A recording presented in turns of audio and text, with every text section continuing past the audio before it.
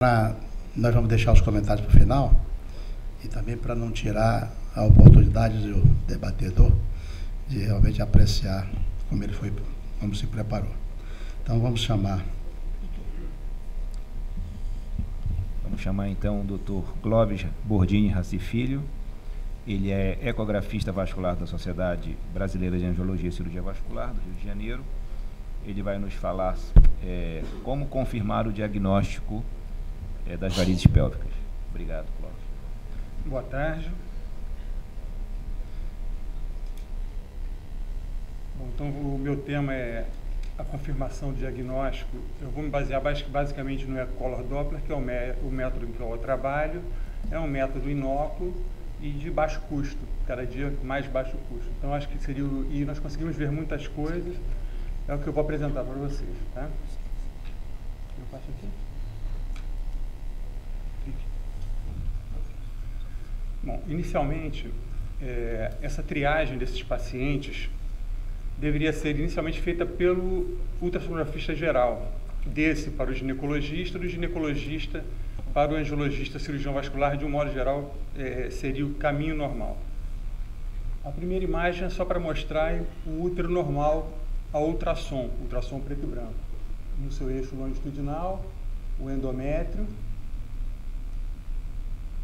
Aqui um outro útero, onde nós já vemos uma cicatriz de cesariana e umas imagens anecoicas que correspondem a veias miometriais. Uma outra imagem de um outro útero, onde essas imagens de veias são mais acentuadas e facilmente vistas à ultrassonografia simples, né? O útero num corte transverso, endométrio, as veias miometriais e a ectasia das veias do plexo paruterino. Aqui com 8,5 mm. A imagem normal que nós geralmente encontramos ao Echocolor Doppler são veias que variam em torno de 4 a 5, 6 milímetros de modo geral e que não apresentam refluxo durante a manobra de valsalva. É um fluxo lento de repouso e durante a valsalva sem refluxo. Essas veias vão atingindo calibres maiores, 5, 6 milímetros, que seria uma situação já um pouquinho mais, mas ainda dentro da faixa de normalidade, mas já chegando ao limite superior da normalidade. Aqui já com quase 7, passando um pouco de 7, que já seria considerada ectasia. 8,5 e praticamente 10 milímetros, já uma veia ectasiada. Nesse caso aqui, uma ectasia bilateral, mas muitas vezes nós encontramos de uma forma unilateral, uma 5,5 à direita e 11,5 à esquerda. Isso somente imagens ultrassonográficas. Então o aspecto que tem nessa região anexial é essa imagem tubular, anecoica, que corresponde a uma varize, né, do plexo útero-ovariano. No caso é quase 1 centímetro de diâmetro.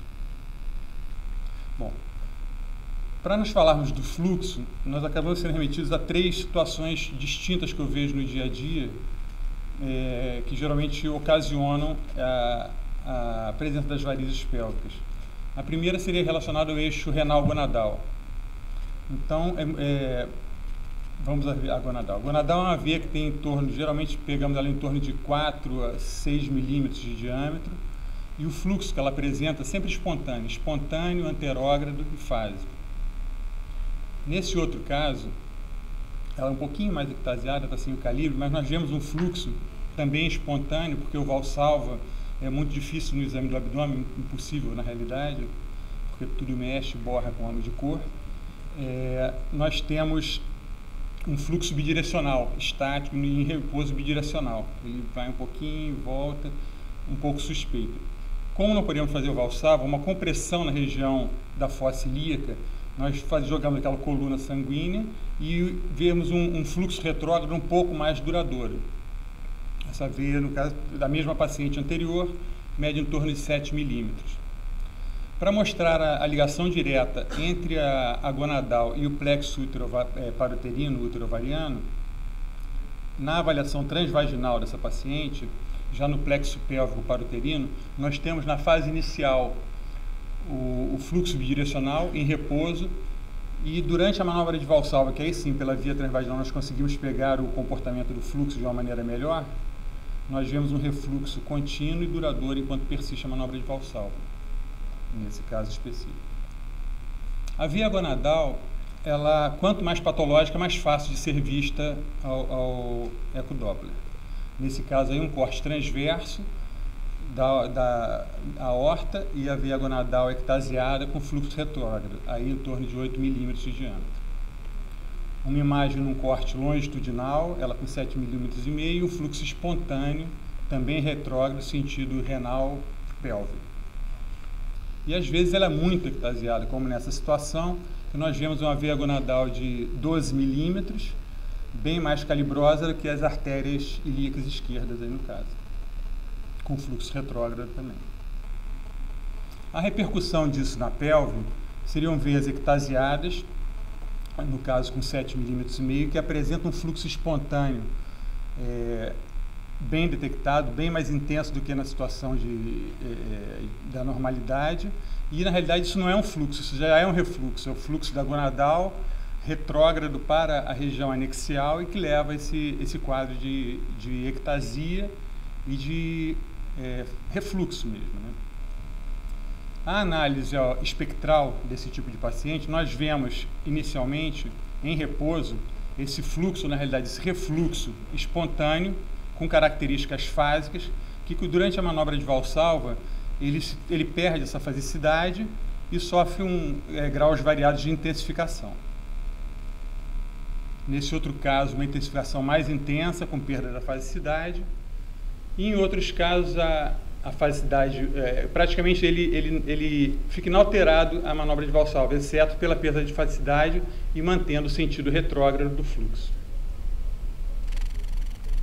Essa congestão pélvica aqui, à direita, claro, mas na maioria das vezes é à esquerda, ela leva uma dilatação, isso é um corte do útero em transverso, porque a nível de ultrassom não tem como não ver quem faz ultrassom. Os ecos do útero são basicamente compactos.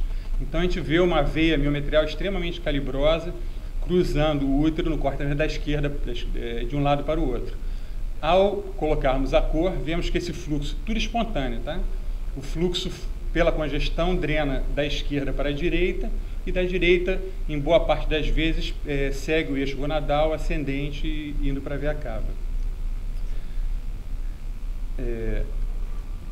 Bom, isso seria o primeiro eixo que eu vejo relacionado com as varizes pélvicas, que é o renal gonadal. O outro eixo seria o cavo ilíaco, que se comporta de uma forma diferente, que eu vou falar um pouquinho mais adiante. Aí é uma imagem normal, uma confluência das veias ilíacas, no caso direitas, onde nós vemos a externa hipogástrica com fluxo anterógrado, drenando sem limitações para a veia comum, para a ilíaca comum e daí ascendendo. O registro de fluxo ao Doppler espectral numa hipogástrica esquerda, fluxo anterógrado, e agora a situação de anormalidade. No caso de uma limitação à progressão desse fluxo, mais alta, provavelmente nesse caso aí por um May Turner, o fluxo da veia ilíaca externa, por encontrar limitação e resistência pela ilíaca comum, ele drena de uma forma retrógrada pela hipogástrica, tudo espontâneo, sem manobra desse fluxo. Então, e ele, enfim, a diferença, aqui é a análise ao espectro, tá? O fluxo da ilíaca externa, drenando retrogradamente pela hipogástrica. A diferença que eu vejo assim na clínica dessas pacientes é que na paciente que tem insuficiência vinda pelo eixo renal gonadal, por ser uma via praticamente expressa e com menos pontos de fuga do que as outras situações, a clínica da paciente é mais exuberante, então se restringe muito a pelve e muitas vezes fica mais difícil de chegar ao angiologista, porque em boa parte dessas pacientes tem o membro inferior praticamente sem varizes. Então o desconforto pélvico se torna muito mais acentuado, muitas vezes pacientes jovens e que demoram a chegar ao cirurgião vascular, ao angiologista, e ficam penando, na realidade, na mão do ginecologista, que não consegue muitas vezes justificar o porquê tamanho desconforto. E às vezes o simples ultrassom, que o ultrassonografista deixa de mencionar as dilatações venosas, falta uma luzinha a mais para encaminhar essa paciente para o lugar certo. Já diferentemente, quando a insuficiência é do eixo cavo ilíaco, pela riqueza de afluente da veia hipogástrica, esse refluxo da hipogástrica ele se distribui de uma maneira maior pela pelve, encontrando mais os pontos de fuga, eventualmente tendo uma sintomatologia pélvica menor, mas em compensação tendo um escape pelos pontos de fuga para membro inferior maiores, né? Então, são pacientes onde encontra-se mais patologia de veias de membro inferior, recidivas, como já foi falado anteriormente. E também a nível de espectro, esse é um caso onde a insuficiência é uma outra paciente, mas a insuficiência do eixo cavo ilíaco. Vamos encontrar veias ectasiadas, no caso aqui quase 1 centímetro, só que a nível com refluxo, só que a nível do fluxo, é óbvio que não podemos traçar nada tudo muito amarrado, mas geralmente essas pacientes em repouso, elas têm um fluxo muito lento, praticamente de estase, em compensação, diferentemente das que têm insuficiência pela veia gonadal, que encontramos um fluxo exuberante, porque a gonadal está drenando e dando um fluxo espontâneo intenso na região pélvica. Então, nessa paciente, geralmente nós encontramos, muita dificuldade de encontrar, apesar da ectasia, o fluxo em repouso, e durante a manobra de valsalva, sim, nós conseguimos identificar o refluxo. A paciente, o outro eixo, a outra situação que eu falei é o pós-gestacional. O pós-gestacional, por também ser uma situação transitória, onde o volume do útero causa essa compressão e depois que ocorre o nascimento aquilo regride, a ectasia e a sintomatologia se apresentam de uma maneira dispersa pelo assoalho pélvico, não se comportando mais como essa insuficiência do eixo cavo ilíaco, basicamente pela hipogástrica esquerda, do que no eixo renal gonadal. Uma outra janela que nós podemos usar para avaliar a região pélvica é a via transperineal. Através a nível das tuberosidades isquiáticas, nós conseguimos identificar as veias pudendras internas, né? No caso aqui, então, fluxo em repouso, espontâneo, e durante a manobra de valsalva, a ausência de refluxo. Uma outra imagem também do fluxo espontâneo, normal bilateral, e durante a manobra de valsalva, o refluxo, no caso, é somente à esquerda. A representação gráfica ao Doppler espectral, então fluxo em repouso, durante valsalva, um refluxo intenso no território pudendo interno esquerdo. Tá, toca. Bom, finalizando, só para falar a respeito da solicitação de exames, que a gente encontra na prática diária, um problema que a gente tem na prática. Porque geralmente, para nós que fazemos exames, é fácil entender o que o colega quer e dar as informações pertinentes ao caso, mas muitos pedidos vêm com o ecocolor Doppler de varizes pélvicas ou ecocolor Doppler de sistema pélvico. O que acontece? O código TUS não tem correspondente para esse tipo de autorização, então é uma dificuldade de se conseguir autorizar esses pacientes. Então eu geralmente peço, oriento, obviamente não é necessário pedir todos os segmentos, vai a critérios de cada um, que esses exames sejam pedidos da seguinte forma: ecocolor Doppler, 3 compartimentos. O primeiro, veia cava inferior e ilíacas. Tem um código específico na TUS, é simples de autorizar. O segundo, veias renais gonadais, idem. E o terceiro, que seria veias uterovarianas ou paruterinas, ou enfim, o que seja, mas que não deixem de mencionar a via transvaginal. Isso para quê? Que no dia a dia, porque às vezes o colega não menciona para paciente no consultório e isso não vai escrito no pedido.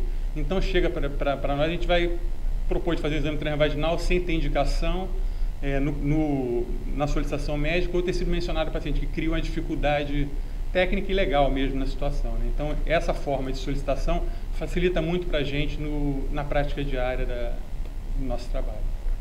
Tá? Muito obrigado. Uma boa tarde. Qualquer coisa, eu estou à disposição para algum esclarecimento.